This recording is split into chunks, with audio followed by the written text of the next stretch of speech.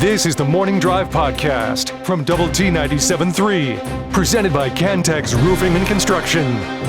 I'm Mike Hebert, owner of Cantex Roofing and Construction. Every day is game day, and we'll get it right when it comes to your roofing, construction, windows, and mirrors. Call Cantex Roofing and Construction today. Together, we are one serving you.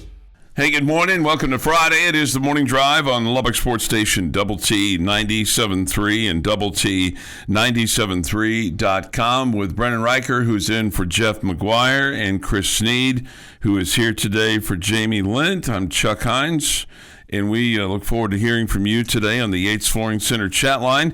Go to Double T 97.3.com for that of the mobile app. Visual Edge IT hotline, it too is open at 806-771-0973 as we come to you from the First United Bank studio and start getting you ready for what is going to be one heck of a day tomorrow over at Jones Stadium, beginning with game day, the kickoff, Double T 97.3 Coors Light postgame show. Hopefully we have happy totals. Hopefully we have happy people. Hopefully next week we're talking about even higher ranking. But man, it's I think Chris it's going to be a battle tomorrow between Texas Tech and BYU. Oh yeah, it's going to be a rock fight. I mean, I don't anyone that thinks that this is going to be a walkover. I think they're misplaced thinking. But bottom line, you got to get out there and get after it and do what you got to do and take care of your business more than anything. What's your confidence level this morning? About 80%. 80%. Okay. Yeah. Brendan, what's yours? I'm probably 85%. Wow. I feel pretty good about it. Okay. I started the week off on the show of choice last week saying the same thing that I said against Kansas. I'm nervous that I'm not nervous about this game. Paul says this, great day to be alive in the LBK. Wreckham. Good morning, Tres Amigos. Hope this is a good trend. BYU is 0-3 when game day is in town. Oh, wow. Okay. Well, good morning, Red Raider fans. Raider power, Raider power. Yeah, there's no question that the town is about ready to burst. Do you feel like the hype has reached the level of the 08 Texas game? Yeah, absolutely. Okay. I think there's electricity in the air. You kind of feel it wherever you go. I mean, I went to a little reception last night, and that was all anyone could talk about last night was what's going to happen at the Jones Saturday. Hey, you going to go? And I'm like, I got a week off. I'm going to be there. It's going to be fun. Got the daughters coming into town. Mm-hmm. Everyone's looking for tickets. Anyone want to get an extra ticket? If you have an extra ticket, get your checkbook out because it's going to cost you some money. Right. But yeah, this is a fun time. You get these times like maybe 4 or 5 times in your life where you get a game like this that has the hype and hopefully presents the hype and then lives up to it at the same time. Like the 2008 game, it had all the hype leading up to it. You had the 2 undefeated teams, and then the game lived up to the hype, with game day and everything, and the ending and the field rush 3 times by the students and everything about that Kicking game. Off from your own 5-yard line, basically. And, yeah. I mean, it was a little dicey there at the end. It was not a, because if you had to work that out just right, because you had to squib that deal, because if you kicked off, they fair caught it, they get a free kick from that spot mm-hmm. for a chance to win the game, or they could throw it into the end zone. I guess it was 39-33, right, at the time. Yeah. So they had a chance to. They could have thrown it in a touchdown, or they could have run one back. So you had to field that, but luckily you ended up with the ball in your hands at the end of that down. So. Hey, we talk about all the tortilla problems, causing you, in that case it was there's some self-infliction going on there with people thinking that the game was over and running out on the field and all that kind of stuff. There's still 1 second, and they ran on the field after the touchdown, and they ran on the field after the extra point. They had to wait to the 000, boys. Yeah, no, I understand. I mean, oh no, I wasn't talking to you. I was talking to those students who are now probably, they don't have college age kids yet, but they probably have some young phenom age kids. Yeah, I mean, I did that in college, so I mean, I can't have any kind of disparaging comments to anybody that ran onto the field before the clock expired. You know the funny thing? You know the only field I ever got onto? I never rushed the field at Tech. But when we beat UT in 89, somehow I ended up on the field. And then in 89, when we beat them on 3rd and 26, the Jamie Guild, Anthony Manyweather. Yeah. That was just the other day, the anniversary of that. Yeah. I had English 1301 with Anthony Manyweather, or 1302. Well, was it 1301? Whatever, doesn't matter. 2001, but it doesn't matter. Regardless, that was a fun time, and somehow I ended up on the field stomping on the Longhorn. Good morning, guys. Did Chris get his Tyler Shuck jersey? If he did, I didn't hear it. Yeah, he did. He paid it off. Yeah, he wore it on the bottom line Monday morning. Monday noon. Monday noon, yeah. If you didn't tune in, I guess it's probably on some podcast or the YouTube or something. Yeah, I stood up. I even waited until the headlines, and so I said I've got breaking news. Yeah, I whipped the you did what you said you were going to do. So I also almost doubled down. I didn't quite double down. And I said if Tyler Shuck threw more touchdowns and interceptions this year, I would wear that jersey to the final home game on December 21st in the Superdome with a sign that says something disparaging about me. You may want to hold back on that because you may want to keep that weekend open. Well, that's a Sunday. The game would be on Friday. I know what you're talking about. Or Saturday. Yeah. I mean, unless the government shuts down, continues, and there's no flights. So let me ask you this. Any correlation, because I feel like that when we've had these kind of big game moments, our team hasn't performed. You know, I don't necessarily know about that. Let me just cite some examples for you. You know, twice against Baylor, including one time when you were putting Patrick Mahomes into the Ring of Honor, and last year against Colorado when you had the big noon kickoff. Now I realize that you've got a lot of, and when I say perform, I mean win the game, end result. Well, let's see. What was your record last year going into the big noon kickoff? You had a 6-3 record, and you weren't really competing for a national spotlight. I mean, it was. Sure, you were. Well, no, I mean a national, like to get to the college football playoffs. You were trying to get to the Big 12 championship game. You win that game, you would have been in the Big 12 championship game. Okay, all right, that's fair. I'm talking about 2008. You had this. You won the game. That. I'm you just come saying, back the next week, an even bigger game. I'm just saying. You won the game. To you, it's time. It is time for this team, this program, this regime to deliver. And tomorrow is one of those days that you can do that. Okay. Because in big games at home, big moments, you haven't won. Okay. You haven't won when you needed to win. There it is. Chuck says we're not going to win Saturday. I did not say that. We don't perform. We're not going to. Your daily dose of sports and fun. This is the Morning Drive Podcast from Double T 97.3, presented by Cantex Roofing and Construction. Hey, good morning, and welcome to Hour 2 of the Morning Drive on Lubbock Sports Station, Double T 97.3 and Double T 97.3.com, with Brendan Riker, who's in for Jeff McGuire, and Chris Snead, who's in for Jamie Lint. I'm Chuck Heinz. So thank you for being with us. We come to you, the three of us, from the First United Bank studio, and look forward to hearing from you today on the Yates Flooring Center chat line or the Visual Edge IT hotline. If you have score predictions that you would like to share with us, you certainly can, and hit us up there. And it's just bragging rights more than anything else. So if you want to weigh in, you certainly can. 12 hours from now, we'll have the start of Optimum Game Day Live from the Frazier Alumni Pavilion. Hey, feel free to come by. I mean, if you don't get into game day, okay. I bet you they'll have plenty of room for game day, but you know what? Come by and say hi. I don't know. I went over there yesterday, and the perimeter it's small. They'll be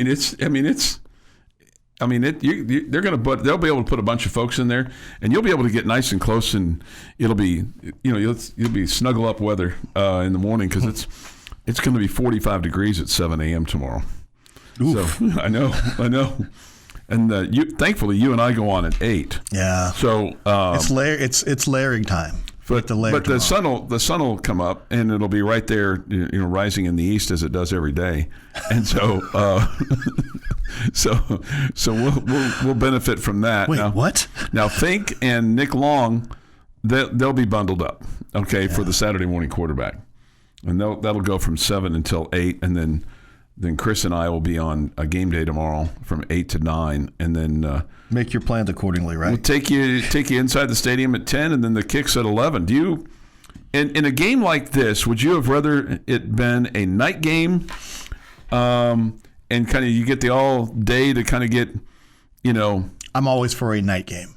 Get kind of warmed up. I would say, or are you like, okay, let's just get, with all the hype that you've had this week and with all the anticipation, is it maybe better for even the home team to have the 11 a.m. kick so that you're not waiting around all day?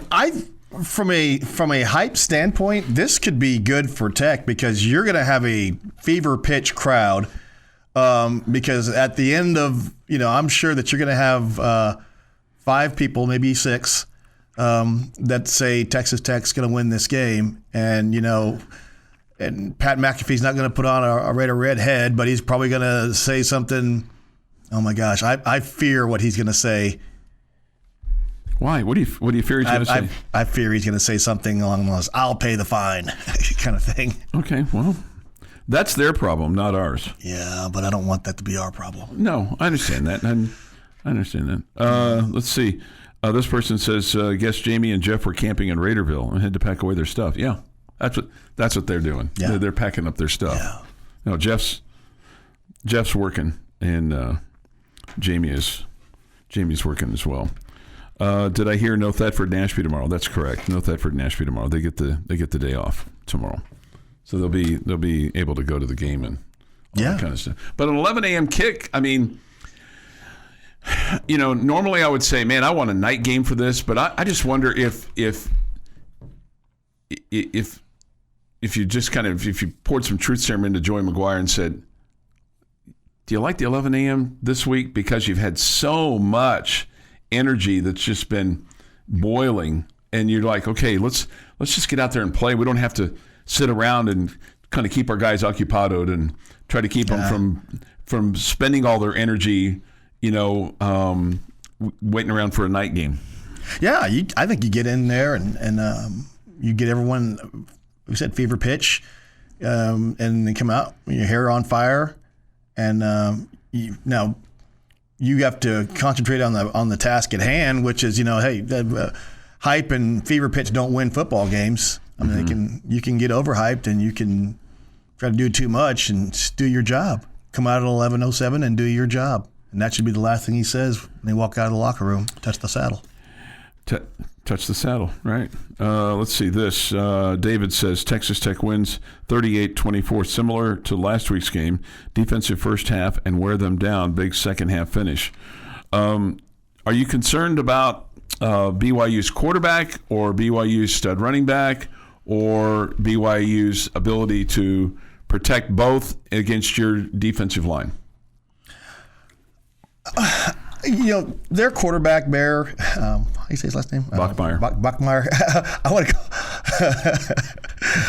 I keep want to call him Brockermeyer. He's when you get to a point in this season, you kind of wonder, and Rob Bro said this, you wait for this kid to have his freshman moment. He to this point 8 games hasn't had his freshman moment where he just went out and looked like a freshman. Will Hammond had that moment, in the first half of the Arizona State game. He looked like a freshman. In the Liberty Bowl, looked like a freshman. But, when he came in off the bench at Utah, that guy looked like a seasoned vet and was slinging the ball over and spinning it everywhere. But, Bear hadn't had that yet. And so we're kind of waiting for him to have that moment where, has he faced... Bear hasn't had that. Bear hasn't had that. Yeah. Bear. It sounded like you said Barron, sorry. Oh, sorry, not Barron. Not Barron. Bear. Well, he's 120 for 201, 126 for 201. 3 interceptions, has passed for 1,693 yards, 11 touchdowns. And this will be the most raucous environment that he has faced this year because they played at East Carolina. They played at Colorado. They won 24-21. Yeah. There were 52,000 at that game. At least that's what they list the attendance at. That's what Colorado still thought they were going to be relevant. Sure. And then they won in 2 overtimes at Arizona. They did have to play at Iowa State. They did win there. I mean, that's not the easiest place. And if you want to look at this, that's their most impressive win. Yeah. Is that I mean, you look at what they've done, they had to come from behind to beat Colorado. They had to, the West Virginia game, that wasn't like they dominated the whole game. They went 2 OTs with Arizona. Utah, they had to come from behind to win at home. Yeah. The Iowa State's the most complete game that they've played this year. Man. As a fan, I wish this game was at 2:30 or 6 just so that we're all able to stay at game day and watch the picks and things like that. That from 1M. You will if you have to get in the stadium to watch that, though. Yeah. The Morning Drive podcast from Double T 97.3 is presented by Cantex Roofing and Construction. 7:15 this morning here on the Morning Drive. Good morning with Chris Snead, who's in for Jamie Lint, and Brendan Reicher's in for Jeff this morning. I'm Chuck Heinz. We'll have the West Texas Friday night preview show tonight at 6. It's the last week of the regular season, so it'll be at 6 tonight, and then the scoreboard show at 9:30 tonight. We'll have Liberty and Levelland tonight. That's our lone high school game, as those two teams will play on Young Country 93-1. We'll have hoops tonight. The Red Raiders take on Sam Houston State. Should be a cakewalk. They might even have a cakewalk at halftime for all I know. Wow. 6 o'clock pregame, 7 o'clock play-by-play tonight on Double T 97.3. Okay. Lady Raiders got a win last night. They took down UTSA. Final score last night, 79-52. I have never seen this in a basketball game. The opposing coach, Karen Aston, the former UT coach, she did not call one timeout last night. Okay. Not one. Coach Gerlich called one. It was just bizarre. Well, they had a place to be, things to do. I guess so. But it was a long game. Really? Yeah. It was. There's so many TV timeouts nowadays. You don't have to call timeouts. I know, but it's not like the men. It's like under 4, under 8, under 12, under 16. There's the quarter breaks, and then there's the under 5 timeout. But at any rate, ladies won 79-52. You should follow that through the season to see if that becomes a trend based on the TV formats for women's college basketball. Okay. Because I bet you it might bear out that they've decided that they don't need to call that. We've had quarters for years, so I know, but that's not necessarily the case. All right, so the women will play again on Sunday. They take on Texas State, and we'll have that for you at 1:30 with play-by-play at 2 o'clock. And that will be on both 100.7 The Score and 93.7 The Eagle. No Cowboys this weekend and no Chiefs this weekend. Both are idle. And so that will allow number 5 to come here and be a guest picker. 15. He's 15 for the Chiefs. Yeah. He's 5 for us, the Red Raiders. Okay. I think more people don't know him as 15 than 5. People here know him as number 5. Okay.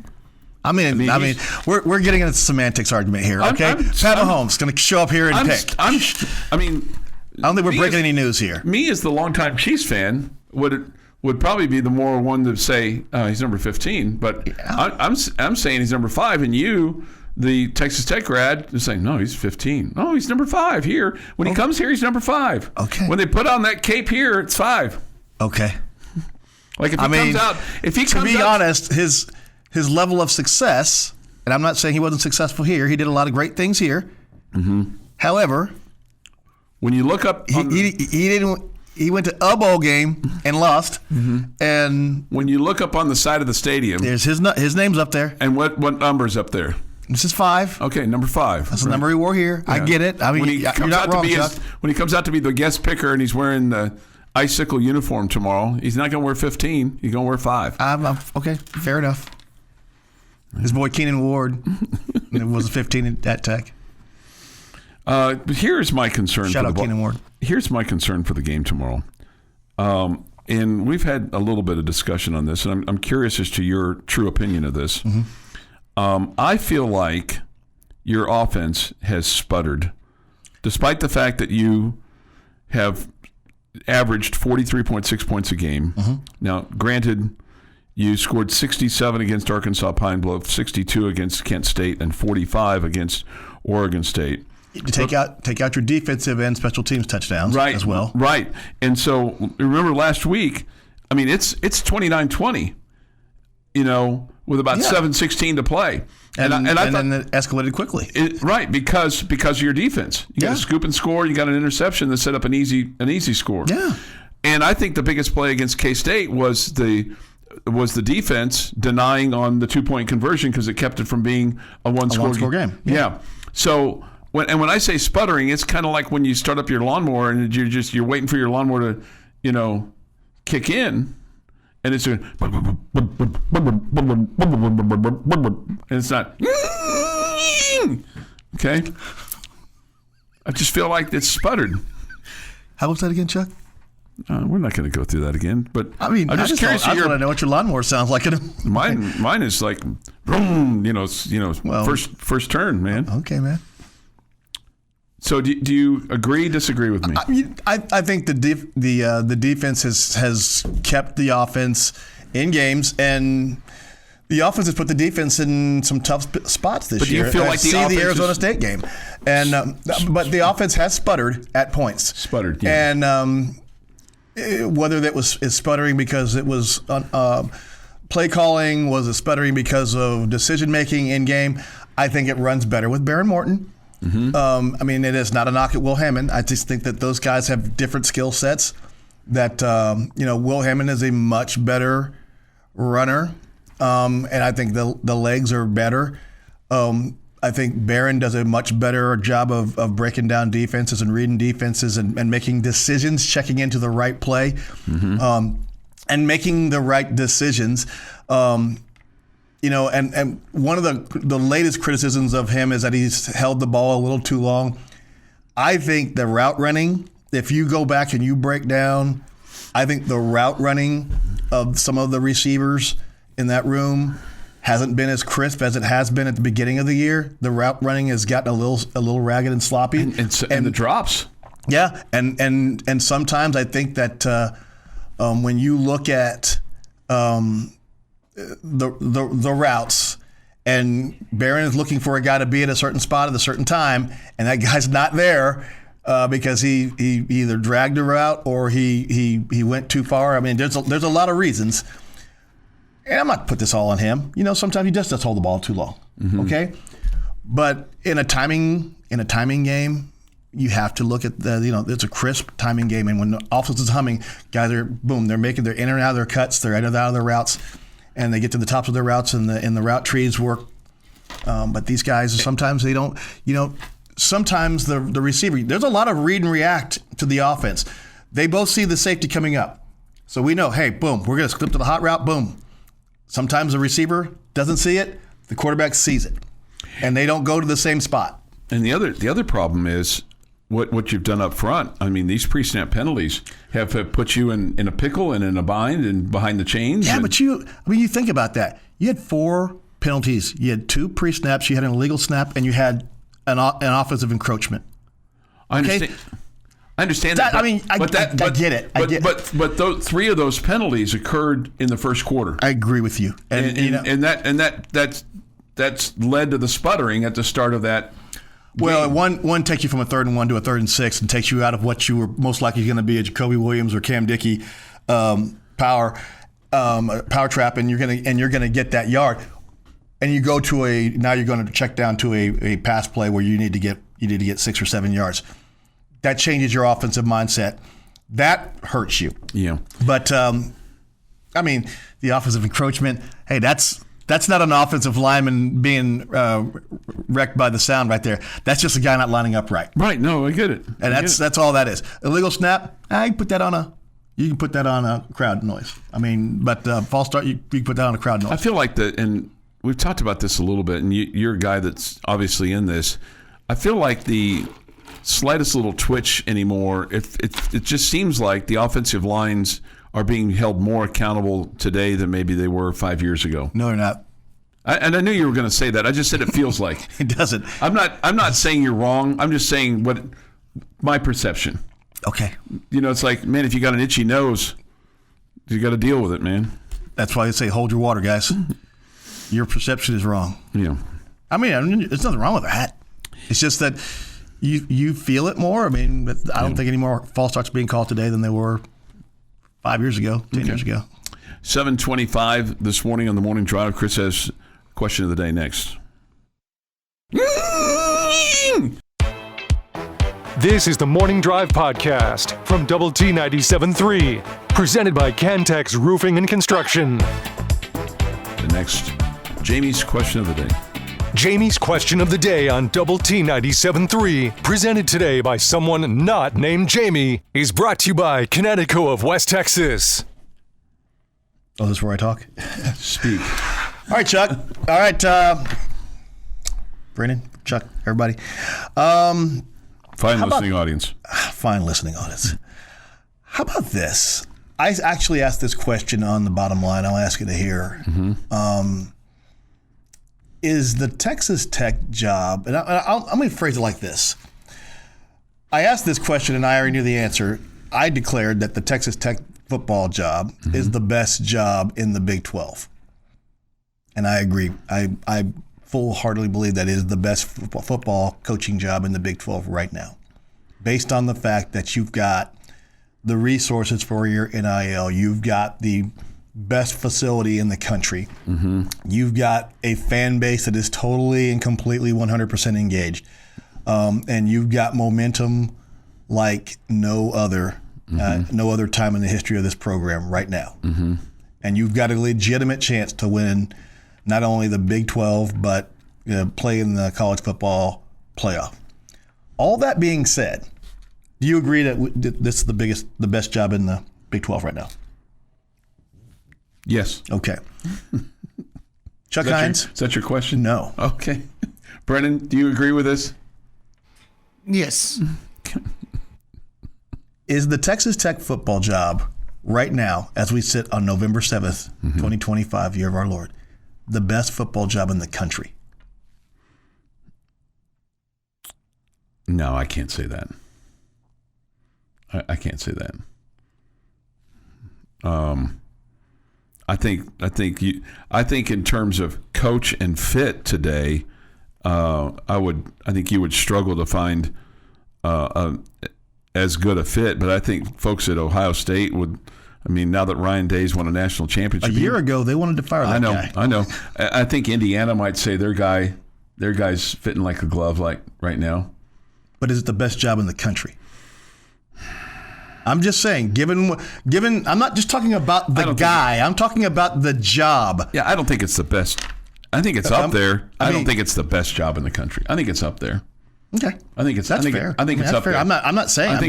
I'm asking the question. Is it the best job in the country? Because here's the thing. If you're Joey McGuire, all right, you're probably going to get a big raise after this year. Yes, you are. And the thing and Jamie and I talked about this a little bit. I can't remember if we talked about this on the air or off the air. But the bottom line is that you're not hearing Joey McGuire's name with any other schools with any of these openings. And is the reason why because his agent isn't floating his name? Yep. And then also, do people look at this and go, well, there's no way Joey McGuire is going to leave Texas Tech because right now it just appears like it's a perfect marriage. So with every marriage, there's always some things where you go, you peel the onion back and go, so once again, she's a bit of a nightmare, or he's a raging alcoholic, or he's a philanderer, he can't keep it in his pants, the whole thing, Wow. And but they go to church on Sunday and they sit in the front row, right? And we all know people like that, where you go, she's a bit of a kook and he's a bit of a flake. So once again, let me couch it from this standpoint. This is complete conjecture, everybody. Okay? Nobody is running anybody off anything.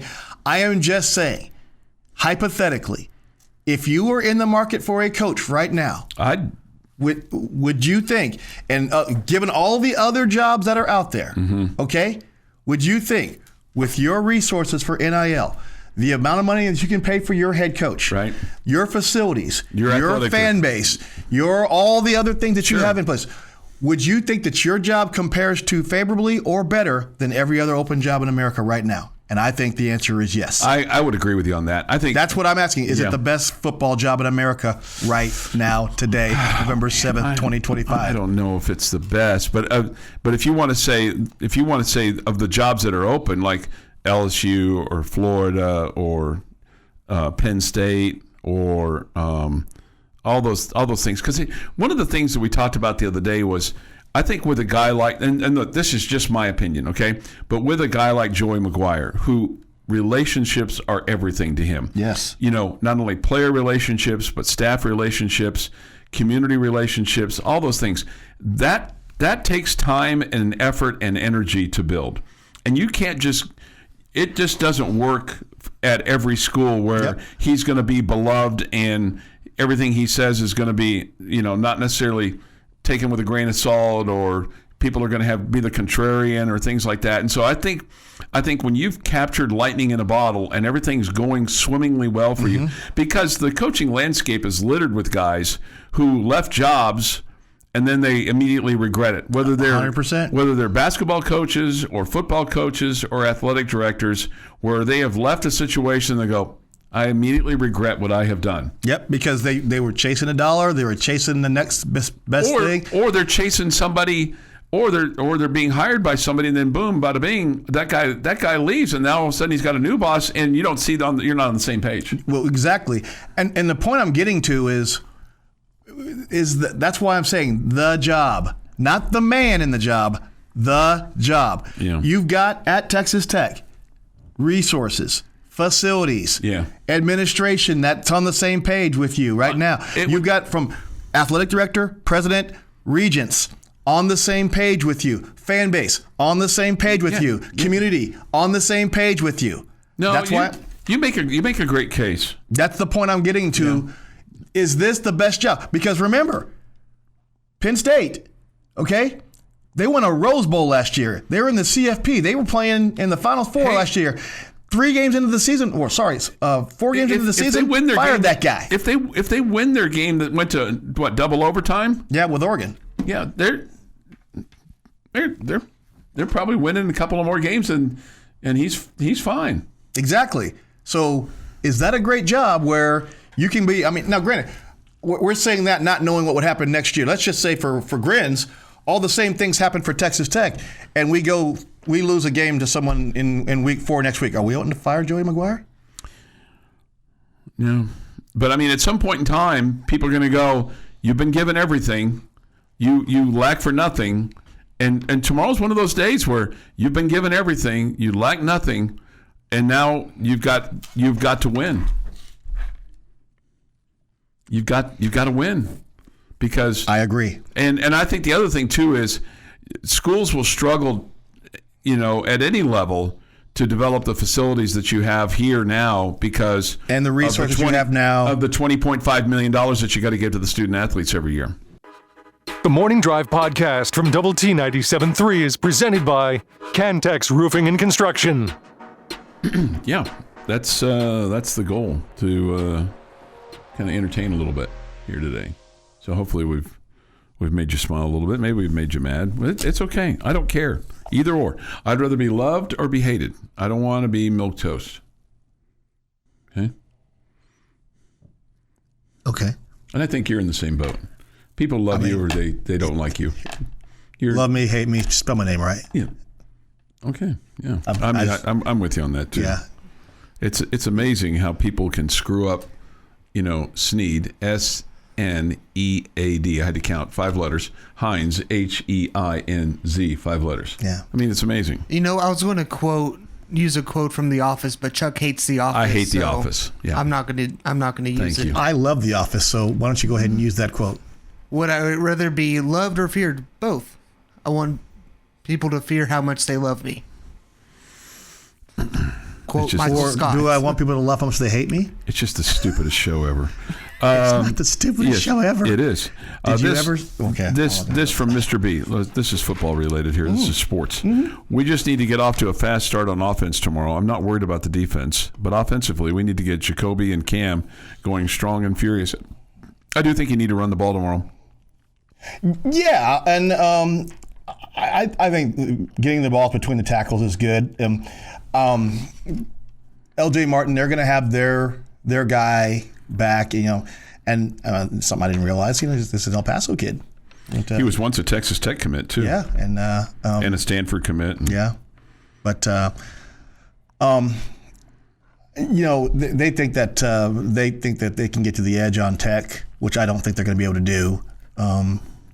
I think that they feel like they're going to keep themselves in the game by shortening this game and grinding it out. You can get Martin and Bachmeier. If you can get those guys running well, then they've got a chance. I think that Tech's biggest chance and where they're going to have the most hay is shutting down Bachmeier and keeping Bear from getting going. Now, they had trouble with Avery last week. He got loose a couple times. Yeah, especially early on. Yeah, but they tightened that up, and I'm sure that Bachmeier, though, he's a different guy. He's big. He's a big dude, and he's more likely to run between the tackles and do more. 230 pounds. Yeah, but I think that you know what? He might be slower.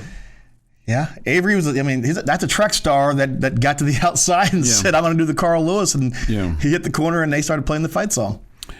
I'm so nervous about tomorrow's game. The way I see it, on paper, Tech should win, but they don't play on paper. Go Tech. That from T-Bone. Is there an aspect of the game that you're nervous about tomorrow? Me?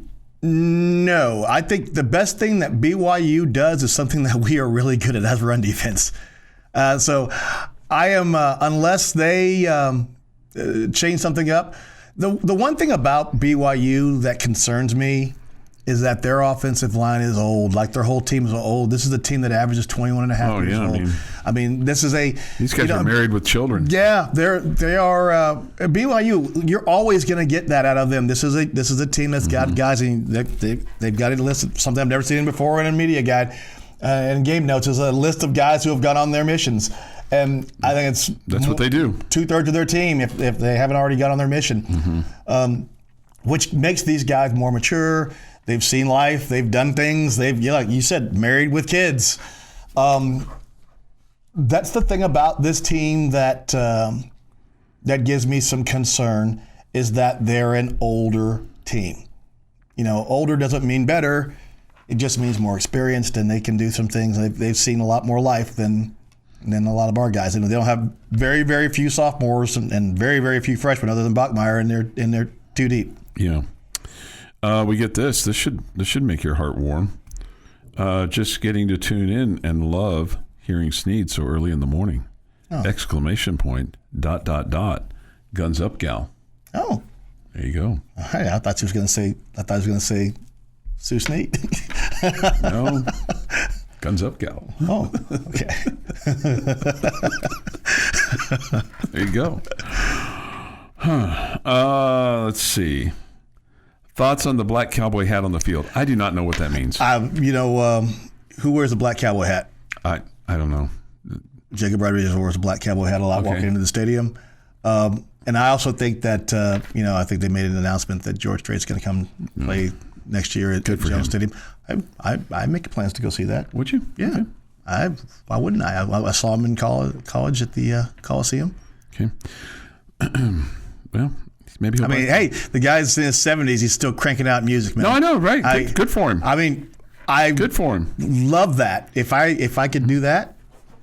Yeah, good for him. I thought he was retired, but maybe I guess he wasn't. You know what? If you can make money, people will pay you money to come see you. Right. Yeah, what do you always say? It ain't bragging if you can do it. Well, not only that, you're listening to me. Well, it's true. Yeah.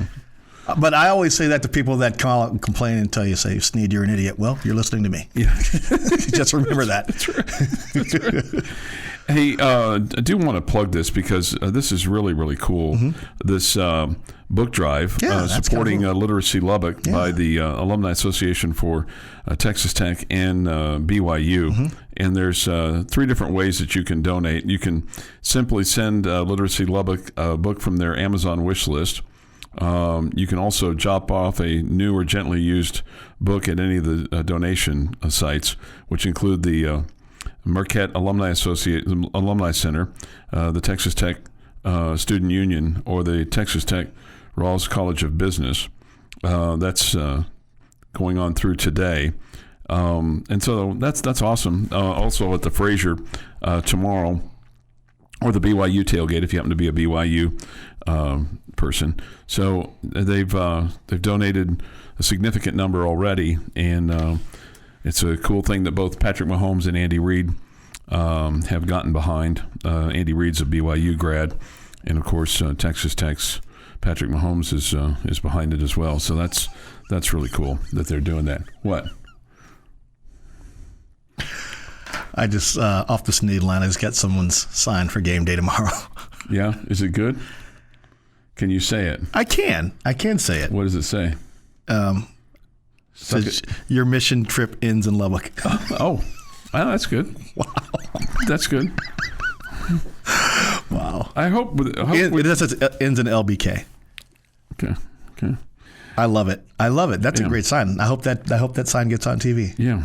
Is there one stat that you're going to watch for tomorrow that you're like, okay, this is going to be important? Their scoring defense, they're allowing 17 points a game. Well, their points off turnovers too they are. They're right there with Tech. I mean, Tech's more. They've got 51. I think Tech's got like 81. Yeah. What about third down, getting off the field? 31.7% for them. What about rushing? I think rushing yards for them is going to be big. Containing that. Yeah. If LJ or Bear get loose tomorrow, and it's a possibility. I mean, for the most part, the Red Raider defense contained Kansas State last week, and we were, last week all we heard about, was 5 touchdowns against Texas Tech. Blah blah blah blah. We heard that a lot. And he got loose for a couple. He got 2. And he didn't get 5 though. He didn't get 5. But that game, take those 2. Romello Height, he just loses contains. He gets sucked in, and if he doesn't get sucked in, the big long one doesn't happen. And I think that changed the complexion of the game for a little bit. But for the most part, I'm not 100% worried about the defense tomorrow. I think the defense is going to bottle them up. Here's a number for you, 63. Texas Tech enters this weekend with a share of the FBS lead. 63 offensive plays from scrimmage that have gone for 20 or more yards, including 43 through the air. So if you can get several of those tomorrow, that's going to go a long ways to helping you win this game. And I'd really like to see that early so that you get your offense going earlier than later. This has been the Morning Drive Podcast, presented by Cantex Roofing and Construction. Check out our library of Double T 97.3 podcasts at doublet97.3.com.